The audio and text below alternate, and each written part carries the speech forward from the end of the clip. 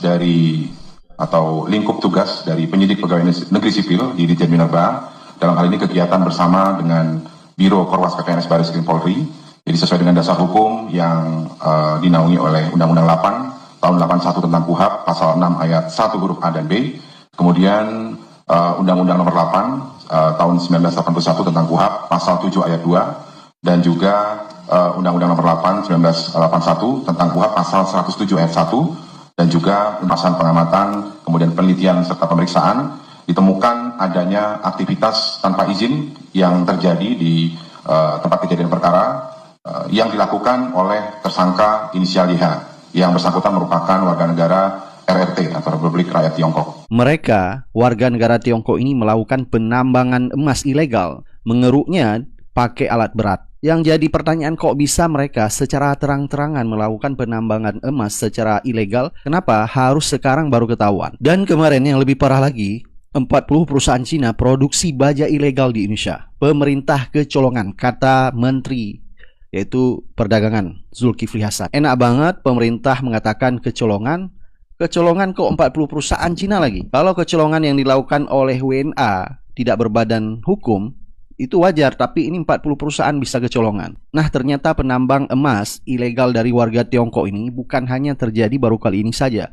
2 tahun kemarin sudah pernah ditangkap mereka, dan ini terjadi lagi. Ini adalah sepertinya pemerintah membiarkan hal ini. Apalagi kemarin kita lihat berita, yaitu Luhut undang petani Cina tanam padi lahan 1 juta hektar. Dan ini lebih gila lagi, pemerintah menjual kedaulatan rakyat Indonesia hanya untuk kepentingan rakyat Tiongkok. Jadi bukan rahasia umum lagi kalau keberpihakan pemerintah kepada rakyat Cina, bukan kepada rakyat Indonesia.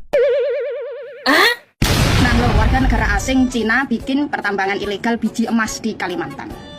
Mantep nggak tuh? Warga negara asing Cina baru diberi pekerjaan untuk mengerjakan proyek APBN aja, itu bisa nyolong bikin pertambangan emas ilegal di Kalimantan. Dan boncosnya, Pak Luhut Bin Sarpanjaitan sekaligus pemerintah itu bikin program baru lagi, yaitu akan memberikan lahan seluas 1 juta hektar kepada Cina untuk dikembangkan di bidang pertanian. Baru diberi pekerjaan untuk mengerjakan proyek aja, warga negara Cina itu ada yang bikin pertambangan ilegal. Apalagi kalau diberi lahan seluas 1 juta hektar. Bayangkan aja, akan ada berapa banyak lagi warga negara Cina bikin pertambangan ilegal di lahan yang diberikan pemerintah seluas 1 juta hektar itu. Dengan kejadian ini bukan akhir ya. Kalau sudah ditangkap, ini bukan akhir. Ini bisa disebut adalah awal. Kenapa? Karena kalau ada biji emas yang sudah ditambang, udah pasti akan ada biji emas lain yang akan ditambang secara ilegal. Karena lahannya diberikan secara sah oleh pemerintah kepada pemerintahan Cina.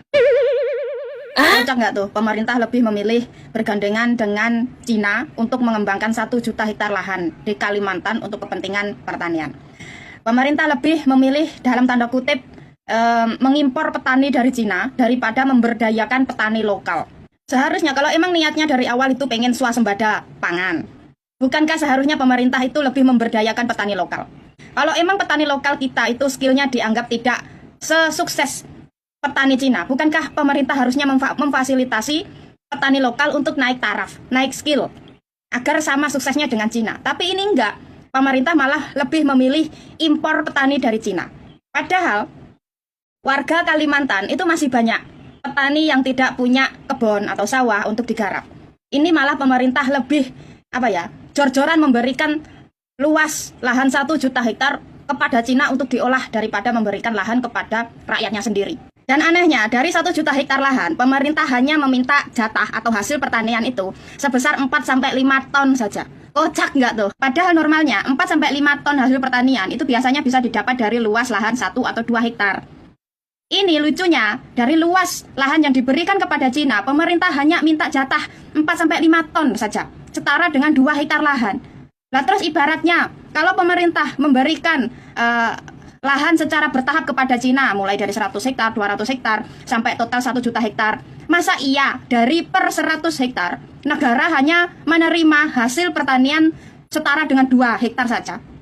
Lah terus hasil dari 98 hektar semuanya dikirim ke Cina begitu. Pemerintah ikhlas mayoritas hasil pertanian dikirim ke Cina begitu. Hanya karena Cina menjadi mitra pengembangan lahan di Kalimantan. Ini kan lebih nggak masuk akal lagi. Katanya pengembangan lahan di Kalimantan ini untuk swasembada pangan agar tidak impor terlalu banyak. Tapi dari luas lahan tersebut mayoritasnya semuanya dikirim ke Cina. Nah terus swaspodanya dari mana? Kalau mayoritas dari hasil pengembangan lahan di Kalimantan mayoritasnya Cina yang menikmati. Terus Indonesia swasembada pangannya dari mana? Hah? Pemerintah selama ini kepada rakyat itu selalu perhitungan, pelit banget. Tapi kalau kepada asing, jor-joran. Masa kecolongan? Nggak mungkin lah kecolongan. Masa kecolongan sampai 40 pabrik? Kebetulan banget lagi. 40 pabrik Cina. Cina lagi.